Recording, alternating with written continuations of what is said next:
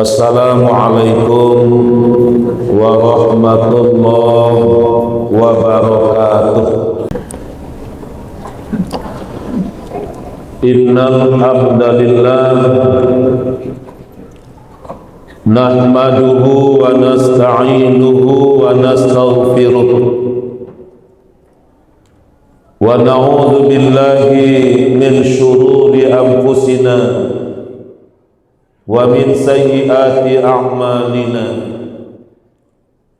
May yahdihillahu fala mudilla lahu wa may yudlil fala hadiyalah.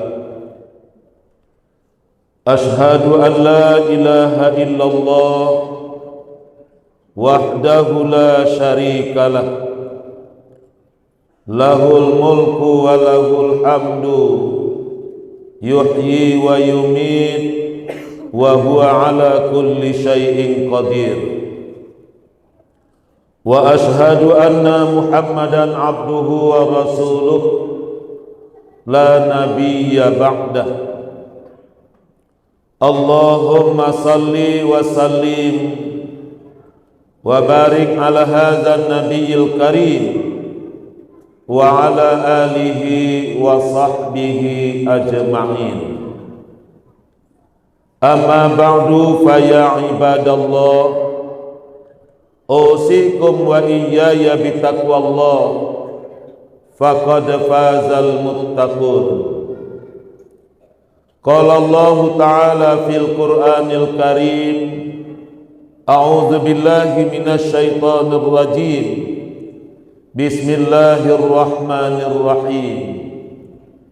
Ya ayyuhalladzina amanu taqullaha haqqa tuqatih wa la tamutunna illa wa antum muslimun.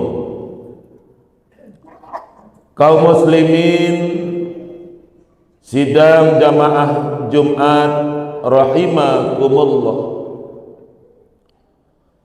Ibnu Qayyim, salah seorang ulama fikih, menjelaskan bahaya orang-orang yang melupakan Allah, bahaya orang-orang yang melupakan Allah. Bapak-bapak dan saudara-saudara, dalam kehidupan seorang manusia, maka hidupnya itu tidak bisa lepas dari yang menciptakannya. Karena manusia diciptakan oleh Allah, ada tujuannya. Dan manusia diciptakan Allah, dia diatur oleh aturan-aturan Allah Subhanahu wa ta'ala. Maka dalam salat kita diingatkan oleh Allah dengan seuntaian kalimat, inna salati wa nusuki wa mahyaya wa mamati lillahi rabbil alamin. Sesungguhnya hidupku, matiku, segala-galanya diserahkan kepada Allah Subhanahu wa ta'ala. Lalu bagaimana makhluk yang bernama manusia memandangnya? Ada manusia yang menyadari akan dirinya ketika dia lahir ke dunia. Setelah dia balik berakal, ada yang menyadari kalau hidupnya akan kembali kepada Allah Subhanahu wa ta'ala dan akan bertemu dengan Allah. Akan tetapi ada juga manusia setelah dia lahir ke dunia, tetapi dia lupa kalau hidupnya akan kembali kepada Allah Subhanahu wa taala. Inilah yang membedakan akhir dari perjalanan manusia menghadap Allah Subhanahu wa taala. Ada orang-orang yang disambut kedatangannya oleh Allah, akan tetapi juga ada orang yang diabaikan oleh Allah ketika mereka kembali kepadanya. Ini pula lah yang diingatkan oleh Allah dalam Al-Quran surat Al-Mulk yang sering kita baca dan sering kita dengar. Bismillahirrahmanirrahim. Alladzi khalaqal mauta wal hayata liyabluwakum ayyukum ahsanu amala wa huwal azizul ghafur. Allah menciptakan kematian dan kehidupan untuk menguji manusia, dan Allah ingin tahu siapa di antara manusia itu yang terbaik amalannya. Bapak-bapak dan saudara-saudara kaum muslimin sidang jamaah Jumat rahimakumullah.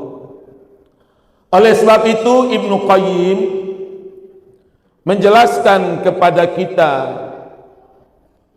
bagaimana ketika manusia dia melupakan yang menciptakannya, dia melupakan aturan yang diberikan oleh orang yang menciptakannya. Karena ketika manusia diciptakan, sesungguhnya dia tidak lepas dari yang menciptakannya itu.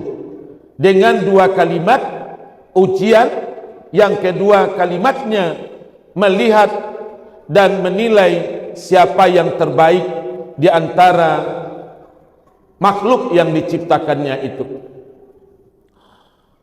Ibnu Qayyim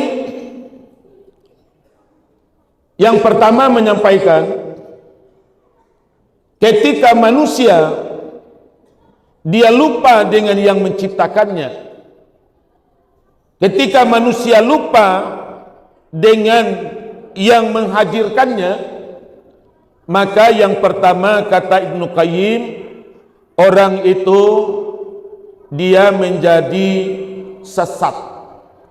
Dia menjadi sesat. Kenapa dia sesat? Karena dia tidak lagi melihat rambu-rambu yang diberikan oleh Allah kepadanya. Sebagaimana oleh Allah diungkapkan dalam Al-Quran surat At-Taubah ayat 67. A'udzubillahi minasyaitonir rajim. Fanazarul ladzina la yarjuna liqa'ana fi tughyanihim ya'mahun. Kami biarkan orang-orang yang tidak mengharapkan pertemuan dengan kami di akhirat kelak, mereka menjadi orang yang terombang-ambing dalam kesesatan. Jadi kata Ibnu Qayyim, bagaimana manusia ketika manusia tadi lupa dengan Allah, dengan yang menciptakannya? Kata Ibnu Qayyim, sebagaimana dijelaskan oleh Allah dalam Al-Quran surat At-Taubah ayat 67 tadi, Allah mengabaikannya, Allah tidak lagi memperhatikannya, Allah tidak menghiraukannya, dan dia dibiarkan oleh Allah dalam kesesatan. Maka tidak heran Bapak dan Ibu sekalian, Bapak dan Saudara sekalian, ada orang yang sudah mendekati ajal tapi dia masih bergelimang dengan kemaksiatan. Orang yang sudah berusia lanjut tapi belum pernah dan tidak hirau dengan panggilan-panggilan Allah Subhanahu wa taala. Ada yang sudah usia 80 tahun tapi tidak salat. Ada orang yang sudah usia lanjut tapi tidak pernah ke masjid memenuhi panggilan-panggilan Allah. Bahkan beberapa waktu yang lalu ibu-ibu ditangkap oleh polisi yang usianya sudah 70-an tapi masih asik dengan berjudi dan melakukan perbuatan-perbuatan yang diharamkan oleh Allah. Yang kedua, kata Ibnu Qayyim, orang yang lupa atau orang yang tidak ingat dengan Allah, maka Allah menjadikan mereka itu lupa dengan dirinya. Sebagaimana diungkapkan oleh Allah dalam Al-Quran, surat Al-Hasyr ayat 19. A'udzubillahi minasyaitonirrajim. Bismillahirrahmanirrahim. Wala takunu kalladzina nasullah fa ansahum anfusahum ulaika humul fasiqun. Jangan kamu seperti orang yang melupakan Allah. Ketika mereka melupakan Allah, maka Allah menjadikan mereka lupa dengan dirinya. Bapak-bapak dan saudara-saudara sekalian, beberapa waktu yang lalu Sumatera Barat digemparkan oleh perbuatan seorang oknum kepolisian menembak sesama anggota polisi. Yang ditembaknya seusia anaknya. Tetapi apa yang menarik, yang menembak itu tahun besok sudah akan pensiun. Sudah akan pensiun. Bayangkan itu, sekian puluh tahun dia membina karirnya dengan berbagai perjuangan, dengan berbagai usaha yang dia lakukan, sampai dia pada posisi maksimal yang diberikan Allah kepadanya. Dia menjadi komandan, dia menjadi seorang perwira. Kemudian tahun besok dia akan pensiun. Biasanya orang kalau pensiun, yang terbayang olehnya di masa pensiun itu bagaimana menikmati masa pensiun, berkumpul dengan anak, berkumpul dengan cucu, mengantarkan cucu pergi sekolah, dan itulah kebahagiaan seorang di masa pensiunnya. Uang pensiun dinikmati bersama keluarga. Ketika dinas tidak sempat pergi liburan, tidak sempat bermain, maka di masa-masa pensiun dibayangkan masa-masa yang sangat indah. Itu ekspektasi seluruh orang. Bagaimana di akhir-akhir hidupnya itu dia bisa menikmati. Atau ada lagi yang lebih daripada itu, ketika dia seorang muslim yang baik, dia membayangkan ketika dia berdinas, dia tidak bisa menjaga sholat 5 waktunya dengan baik, sehingga tidak bisa sholat berjamaah. Maka ketika dia masa pensiun, ada yang terbayang dalam pikirannya, bagaimana saya 5 waktu bisa datang ke masjid untuk berjamaah. Tetapi ketika lupa dengan Allah, lalu Allah jadikan dia lupa dengan dirinya, dia tembak sesama oknum kepolisian. Lalu apa yang terjadi? Karirnya yang dia bangun puluhan tahun menjadi hilang lenyap. Bahkan ekspektasi seorang di masa pensiunnya menjadi sirna. Kenapa? Karena dia sudah harus berurusan dengan hukum. Jabatannya dicopot, pangkatnya tidak lagi dihargai karena diberhentikan dengan tidak hormat. Kemudian dia harus hidup dalam penjara, bahkan diancam dengan hukuman mati. Ini satu contoh. Kenapa itu bisa terjadi? Dia lupa dengan dirinya. Dia lupa dengan dirinya, sehingga ketika dia menghadapi masalah, Tidak lagi ingat olehnya bermain dengan cucu, tidak ingat lagi olehnya pergi sholat berjamaah ke masjid, tidak ingat lagi baginya pagi-pagi maraton bersama istri olahraga. Lupa seluruhnya itu. Dan yang telah dibangunnya puluhan tahun itu.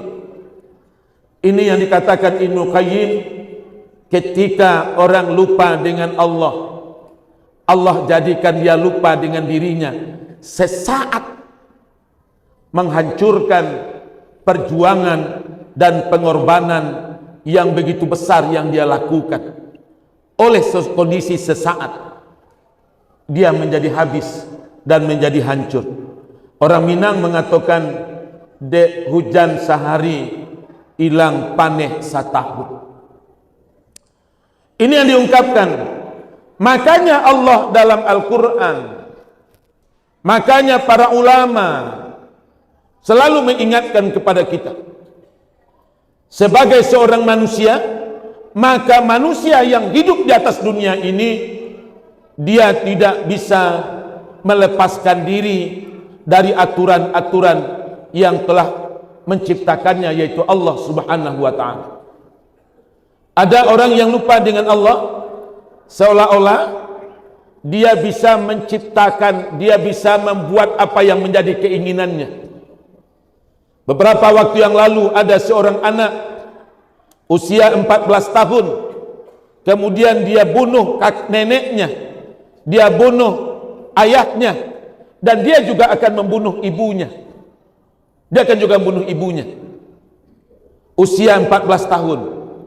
Lalu dipelajari apa yang menyebabkan anak itu sampai membunuh neneknya, kemudian membunuh ayahnya, kemudian juga ingin membunuh ibunya.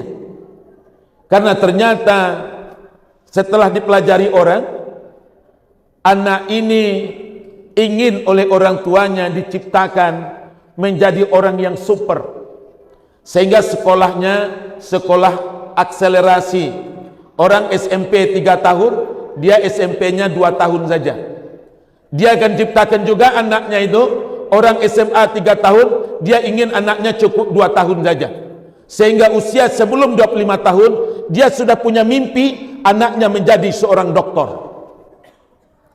Tapi dia lupa bahwa Allah yang mengatur segala-galanya. Dia lupa kalau anaknya itu juga punya hak. Apa hak anaknya? Anaknya juga butuh bermain. Dia lupa kalau anaknya itu juga butuh perhatian. Dia juga lupa kalau anaknya juga butuh kasih sayang. Kemudian anaknya dia tekan, dia kondisikan, dia paksa belajar, belajar, dan belajar. Pagi-pagi disiapkan untuk pergi sekolah, pulang sekolah disiapkan lagi mereka, anaknya itu untuk belajar. Nanti malam dipaksa lagi belajar. Akibatnya anaknya tadi menghadapi depresi. Lalu apa yang dia katakan kepada polisi? Ada bisikan untuk membunuh orang tuanya.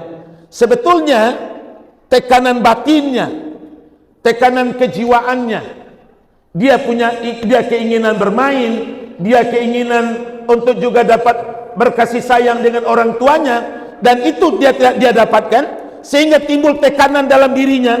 Apa dalam otaknya? Ayah jahat, ibu jahat, nenek jahat, menekan otaknya, sehingga timbul halusinasi dalam dirinya untuk membunuh yang jahat itu. Ini satu fenomena yang menarik sebetulnya dalam hidup seorang. Ada lagi yang menarik. Ketika orang tua ingin anaknya terbebas dari hukuman, karena tidak ada ibu yang ingin anaknya masuk penjara. Karena kalau anak bahagia, yang bahagia itu adalah orang tua. Kalau anak menderita, yang paling menderita juga adalah orang tua. Lalu ada seorang anak melakukan kejahatan. Kejahatan apa yang dia lakukan? Dia membunuh kekasihnya. Lalu karena dia melakukan tindakan kriminal, kejahatan, pidana, lalu oleh pengadilan anaknya dihukum penjara 20 tahun. Orang tua tidak siap mendengar anaknya dimasukkan penjara. Lalu orang tua berjuang dan berusaha bagaimana menyelamatkan anaknya itu. Lalu dengan melakukan kejahatan lagi.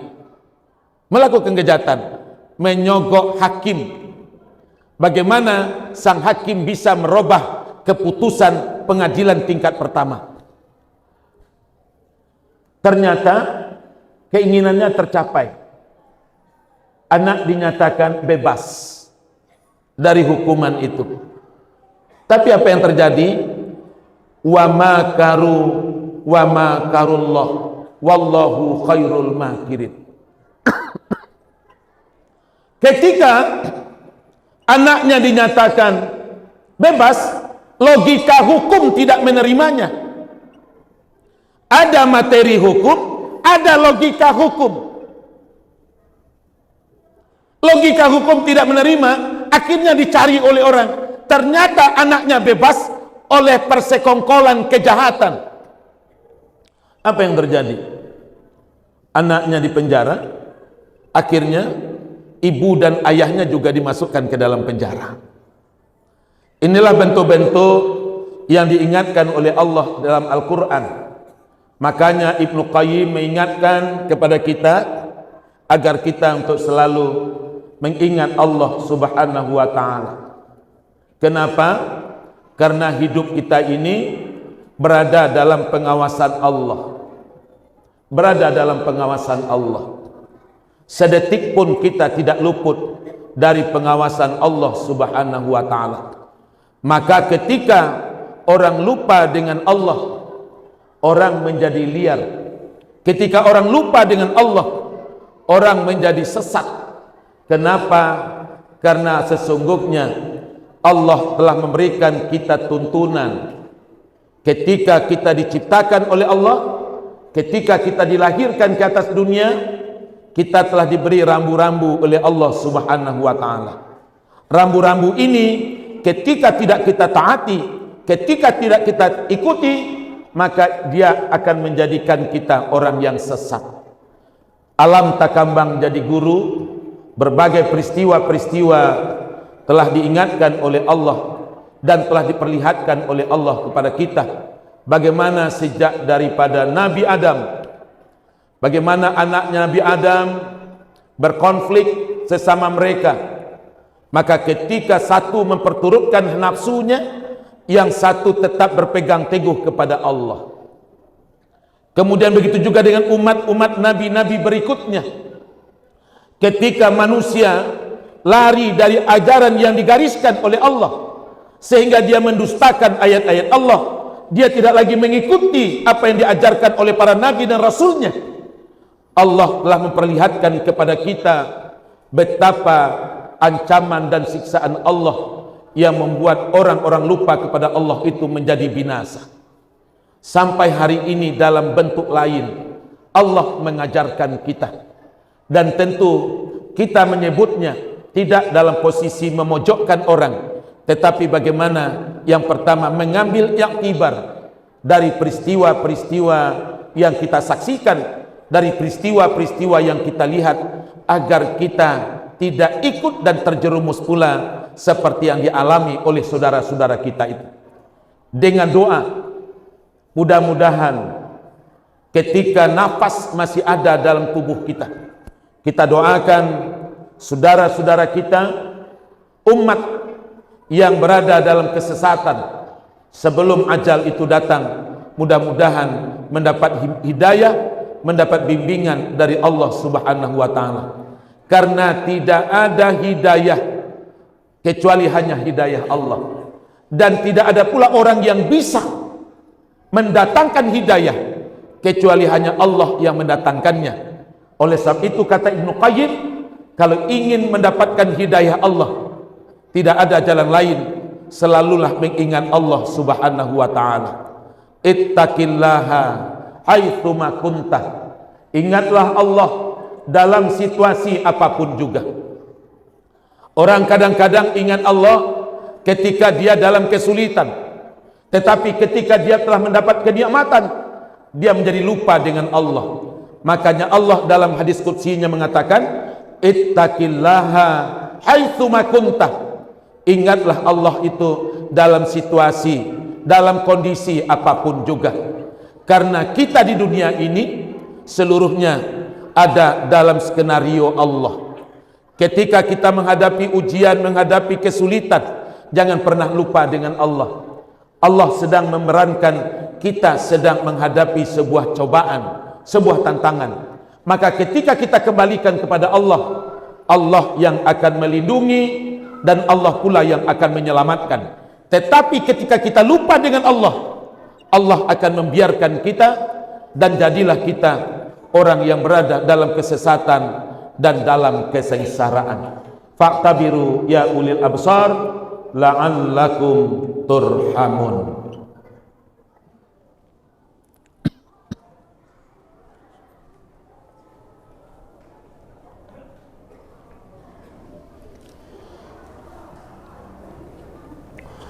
Alhamdulillahi rabbil alamin, alladzi khalaqas samawati wal ardh wa ikhtilafil laili wan nahar la ayatin li ulil albab. Ashhadu an la ilaha illallah wahdahu la syarikalah wa ashhadu anna Muhammadan abduhu wa rasuluh la nabiyya ba'dah.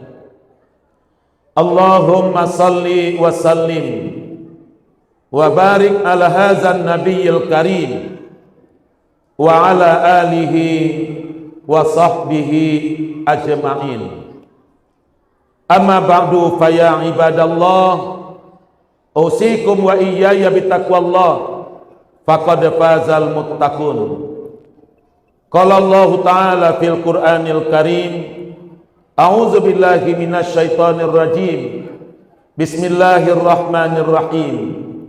Wal 'asri innal insana lafi khusrin illal ladzina amanu wa 'amilus solihati wa tawassaw bil haqq wa tawassaw bis sabri.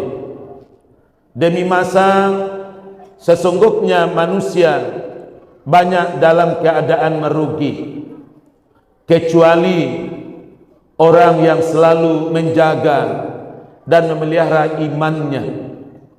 Iman kepada Allah, iman kepada kitab, iman kepada malaikat, iman kepada nabi dan rasul, iman kepada hari akhir, bahwa kita tidak akan selamanya hidup di dunia, tetapi ada kehidupan yang abadi, yaitu sesudah kematian.